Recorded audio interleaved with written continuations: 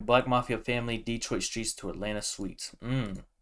BMF, one of the biggest underground operations in American history. Millions of dollars, dozens of mansions, supercars, music labels, and so much more. This is an incredible story about how guys from the bottom infiltrated the mainstream world. From the treacherous streets of Detroit to yacht parties in Miami. You can find endless videos on this topic, but nowhere can you find a 30-minute documentary that covers everything from the beginning to the end. This is the story of the Black Mafia family. But I watched a lot of 6 Days In like seasons already. Cause that shit already entertaining.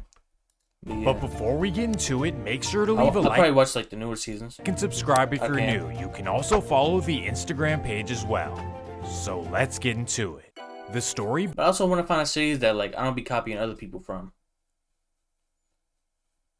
Cause I be seeing like Kai and Rage and Bruce be watching already. Detroit, Michigan. Once the fire. wealthiest city on the planet in the 1950s, the growth of General Motors, Ford, and Chrysler brought thousands of jobs to the Detroit area. And of course, just as many Americans migrated north to fill these positions. So for 15 years, Detroit was flourishing and life was as good as it gets. But like all societies, things eventually took a downward turn. In the 1960s, factory workers went on strike and unionized for higher pay. And in response, the car companies moved their operations overseas, and because of this, unemployment riddled the city. By 1968, Detroit was a new city, completely unrecognizable. Rookie year? Nah, I don't know rookie years. Recognizable by its former residents. Abandoned houses, schools, debris in the streets, and out-of-control crime. Detroit was now a dark place, but nowhere was worse off than Southwest Detroit. Yeah. Southwest Detroit consists of about 10 neighborhoods, but for this video we start off in Boynton. The area is cut off by a river from the rest of the city, really making it its bro, own this shit get me excited to watch BMF. community. This is truly the bottom of the bottom. So let's head down a dark abandoned alley all the way to the dead end. 1555 Edsel Street, one of 3 functional houses on the entire block. Here is where 2 brothers were born, What is it?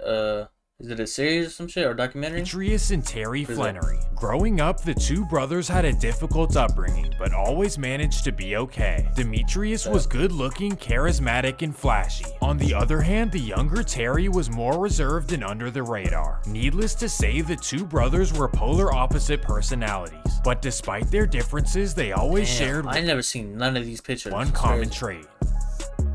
Since a very young age, the Flannerys always had a knack for hustling and getting money. From junior high school, the 2 hustled and sold anything they could get their hands on, both equally as. Nah, I just seen the Paid in Full clip. Y'all know they making a Paid in Full 2. Ah my god, bro. That shit better be good. Gifted, just went about it in Damn. completely different ways. Demetrius, also known as Meech, was flashy and always wanted the girls to see his wealth. Meanwhile, Terry hated the attention and always wanted to remain low-key. This will later be relevant, but for now we focus on how they got their start. By the time Meech was a junior in high school, his hustling ways had gotten serious. A steady income of $1,000 a week went a long way back in this time. Regardless, this was still a very small operation, especially compared to what was going on in East and West Detroit. Knowing Meech's personality, he was not happy staying at this level. Well, in 1984, one of his friends named Kilo thought of a plan. Kilo's uncle was a man named E.D. Boyd, and this guy was a large distributor between Miami and Detroit. So Kilo's plan was to set up a meeting between his uncle and Meech. Well, eventually the meeting took place and Meech made a great impression on ED. He demonstrated the drive and determination to strike it rich. So the very next day they started working together. They came up with a plan unlike any others in Detroit. They started selling $50 bags, far lower than anyone else in Detroit. Well, because of this, more and more customers began rushing in, so they needed to expand. Meech would invite his brother Terry and his best friend Derek Meeks to help out, and from here the operation took off. Due to their reputation for $50 bags, they became known as the 50 Boys of Southwest Detroit. People traveled from all over the map to come get them, even neighboring states. By the start of 1985, Big Meech was wearing gold chains, mink coats, and driving foreign cars. But as we know, a life like this can get out of hand fast. So in order to keep everyone in check, ED called a meeting at his house on every Sunday night. Here, the 50 Boys ate dinner together and discussed what was going on in the streets. Early on, a big topic they battled over was Meech's flashiness. ED was trying to school him on why he shouldn't be outside looking like $1,000,000. It draws all of the wrong attention. You couldn't take that flamboyant out of Meech, okay? He wanted to shine like that, okay? You couldn't take that from him. Well, Meech of course was not going to stop being flashy, and this would come back to haunt him later on. But for now, we focus on the early days in Detroit. E.D. Boyd had a long-lasting feud with a man named Leighton Simon, also known as the Beast. This man Vlad interviewed everybody. This rivalry started years before the 50 Boys even existed. Essentially, Leighton was a competitor, and he controlled an area called 12th Street. E.D. and Leighton Simon were big respected bosses, so they never tried to harm each other. Well, I think he only got like 5 years left or some shit. I think he did like what, 20? Ain't he in the feds too? Like he all the way in like Utah, I think. I think he in like one of the worst like prisons ever. Because he's like a mob boss, whatever they call it. Rumors say that in June of 1985, both Leighton Simon and the 50 Boys attended a boxing match in Las Vegas. The event was held at the infamous Caesars Palace, and all kinds of ballers were in attendance. Well, out of all these people, somehow Leighton Simon and Big Meech were standing right next to each other the whole time. And of course, Meech decided to test his gangster. He kept bumping into me and shit. Huh? You know what I'm saying? And it was crowded. It was crowded. You know, I understand that. I can understand maybe 2 or 3 bumps. You know what I'm saying? I'm saying, my man, you bump me one more time, it's gonna be a problem in this. Meech walked away. Leighton already disliked ED, but now he had a hatred for the 50s Boys. Unfortunately, this would start to cost them. And that takes us to 1987, the year that changed everything. At just 15 years old, Terry Flannery was already a star in Detroit. So like his brother, Terry wanted a nickname as well. So in order to pay homage to a local kingpin named Southwest T, Terry decided to adopt his name. Well, when he heard the news, the original Southwest T was conflicted. On one hand, the name was homage to his legacy, but on the other hand, it was kind of disrespectful. Well, coincidentally, not too long after, he found out that Terry was hanging out with some of his girls. And of course, this is what tipped him over the edge. February 22nd, 1987. Terry drives to his baby mom's house on 9th Street in E-Course. He parks in the driveway and quickly rushes inside because of the weather. Well, little does he know the running saved his life because a rival is right across the street. Bam! Terry gets hit in the eye and his baby mom rushes. Wait, so if this is in chronological order, there was a lot of things that they missed. You feel me? In BMF, like season 1. You know, I ain't gonna spoil it, but there's a lot of events that happen in season 1 that are happening. You feel me? In different. It's not in chronological order. Is all I'm saying. You feel me?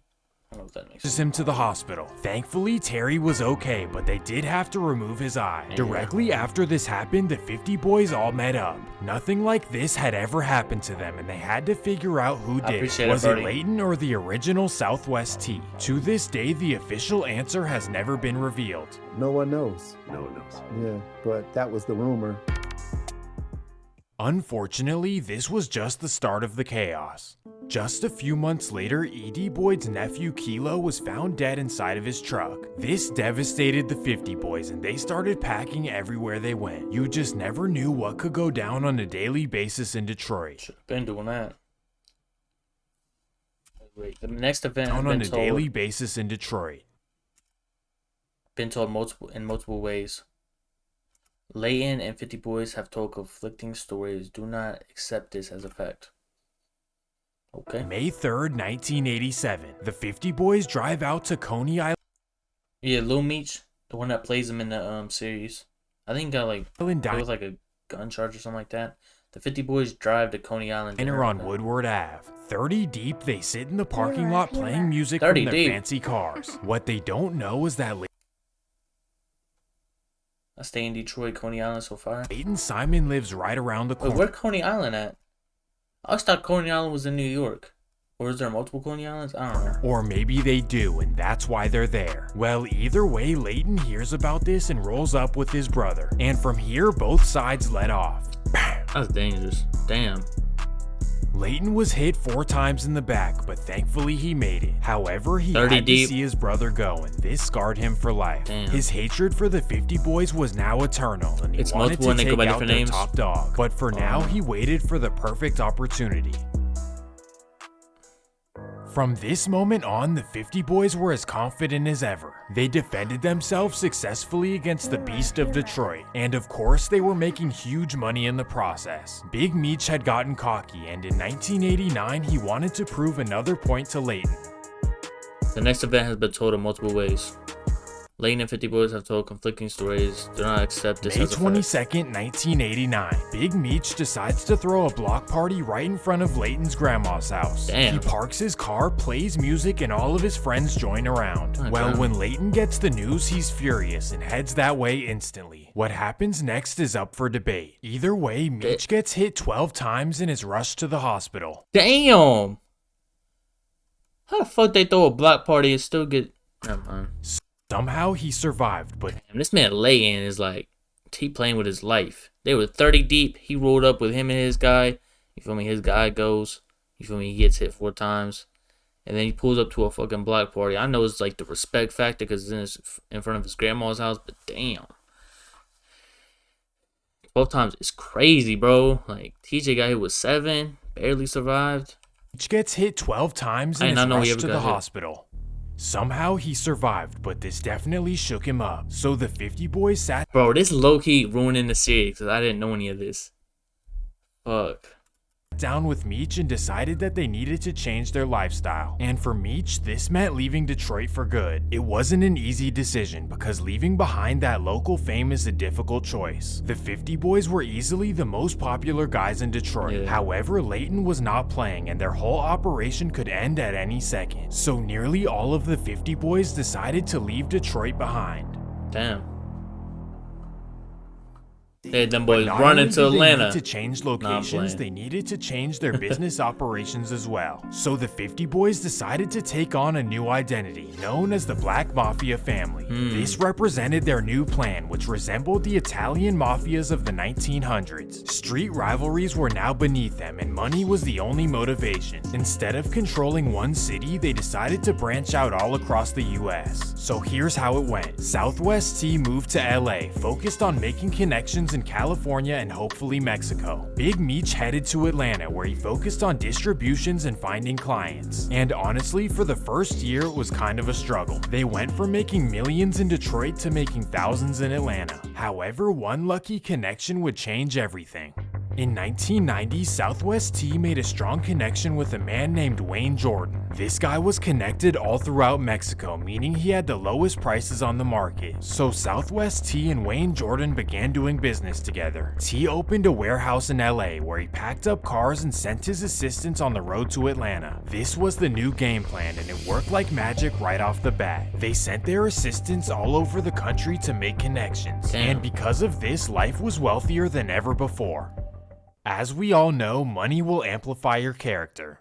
Meech became as flashy as ever, and Atlanta was the perfect audience. He made it his home base. This is where he wanted to be top dog. So he and his guys would go to the club every night in their supercars, diamond chains, and mink coats. After come a on, short bro. while, the BMF name was the biggest thing in Atlanta. Well, Southwest T did not approve of this whatsoever. He was in LA remaining as low-key as possible. So seeing his brother attract all this attention was definitely worrisome. But Meech had a completely different mentality. He wanted everyone to know who That was he AI? was and what he did.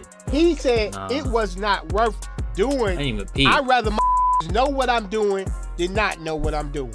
Yes, he partied hard, but he worked even harder. Throughout the 1990s, Meech bought 8 mansions across Atlanta. All of these mansions were equivalent to T's warehouses in LA. So at these mansions, cars would be packed up and sent across the country. At a certain point, the operation was too much for the brothers to handle alone.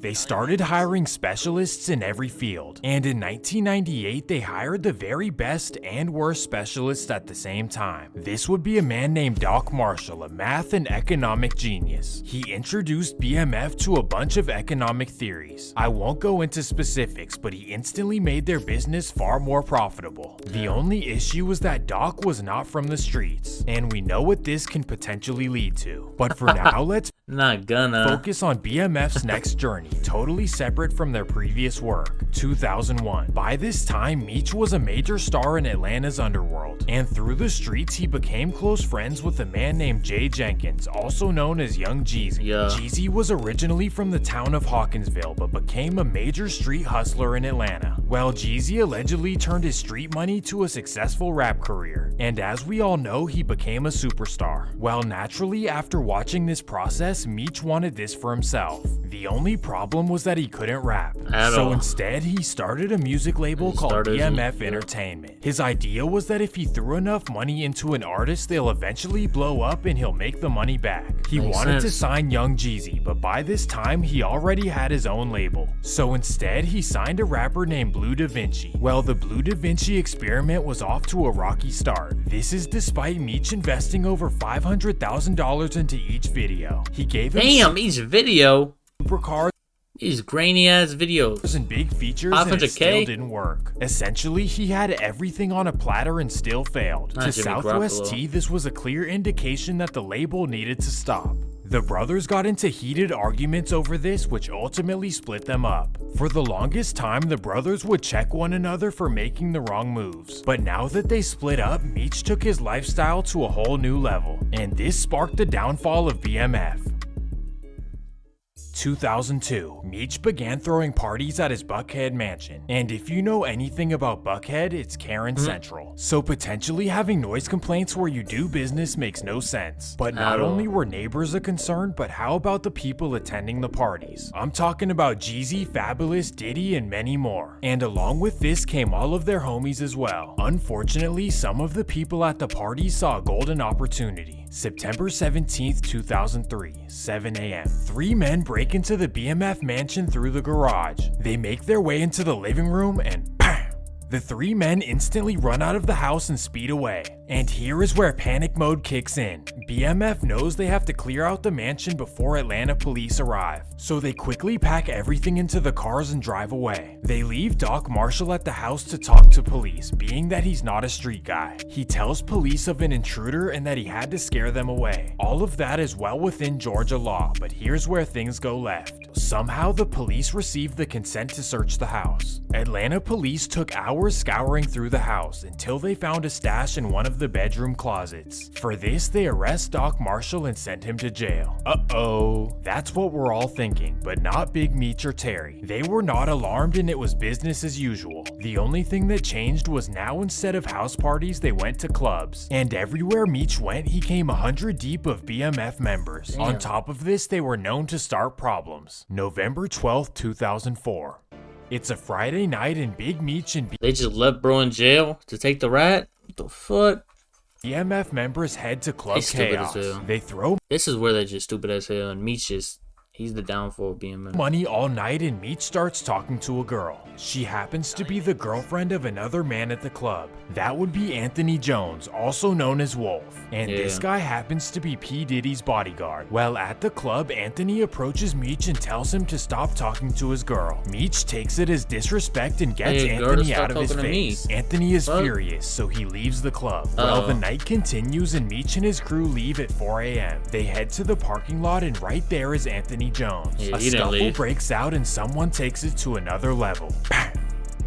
Damn, they killed The him? next day, Meech would go down for it, and this is where the story ends. I'm just kidding. He was actually released on self-defense a few weeks later. Atlanta police had no idea who they arrested, and that's kind of crazy to think about. They probably wrote him off as another rich executive in Atlanta. Little did they know he was running the biggest underground operation in the whole United States. Even though Atlanta thought nothing of him, the DEA decided to look into him. So they contacted the IRS to look through Big Meech's tax returns. What they found is that he made $200,000 $100,000 in the previous year. This wasn't enough to afford even one of his supercars. Better yet, this couldn't even cover the down payment on one of his mansions. Something wasn't right, so they presented this to a judge and they granted them a wiretap. Interestingly enough, the first person they tapped was Terry Flannery. They thought that this would be easy, but little did they know Terry had 20 different phones. On top of this, he never actually said any names or locations over the phone. In fact, the entire BMF talked in their own specific code. They used nicknames and aliases for everything. Throwing up the The G's. agents got frustrated, Nah, my bad. thought about giving up. But then Terry said something that pissed them off.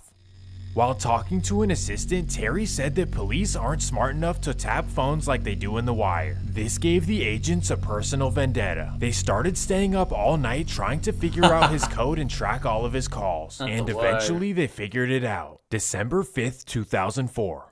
It's a regular day in the BMF organization, and this means that another load is set to be delivered Like, across bro, why would you even do that to yourself? Like, why would you even take them off, bro? Like, damn, 5'8"? That's country. short. This time, a man named Jeffrey Lair is set to arrive at the Buckhead mansion and head up to Louisville, Kentucky. So he arrives at the mansion, the car gets loaded, and he and his girlfriend hit the interstate. Little do they know the FBI was tracking the call when Terry set the order. And this means that they knew exactly when the delivery was gonna take place. But instead of a big takedown, they decided to do Just something watch it. clever. Just watch them. They See where they contacted Missouri State Oh, never Troopers to mind. do a Pull 'em routine over. traffic stop on Okay. Jeffrey Lair. Makes This sense. way, BMF would have no suspicion of a large investigation. Well, Jeffrey gets pulled over in Florissant, Missouri. They Damn, search the you better car be and find dunking. everything they wanted. So Jeffrey gets arrested and thinks nothing of it. So he calls Terry from the county jail. Boy, God. what a Oh God, don't forget about me when you hit the lead. mistake. He tells Terry what happened, and this was all the feds Post-game needed. interview. Half of the Shout me out. investigators wanted to arrest Terry right away. Case closed. Hopefully it's What?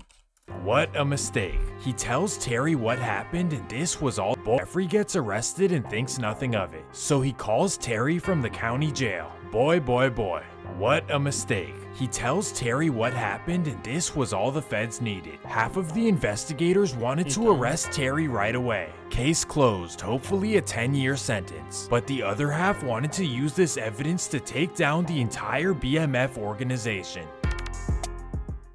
The reason some of the investigators wanted to finish it now was because BMF was so hard to crack. But the lead investigator figured that he could put hard pressure on Jeffrey Lair. So he told Jeffrey that he's facing 20 years unless he gives up some information. Tough decisions. But in the meantime, BMF had no idea what was going on. BMF figured that Jeffrey would take his time. Meech and Terry's level of panic was -30. In fact, in 2005, Meech purchased a custom all-white Maybach, the only one in the United States. He also rented a $30,000 a month mansion on Miami Beach. Damn. Here he hosted parties with all of the rappers. He also hosted vacations in Cancun where he flew everyone out on his private jets. I would call this the calm before the storm. BMF felt untouchable and were not prepared for what was coming next.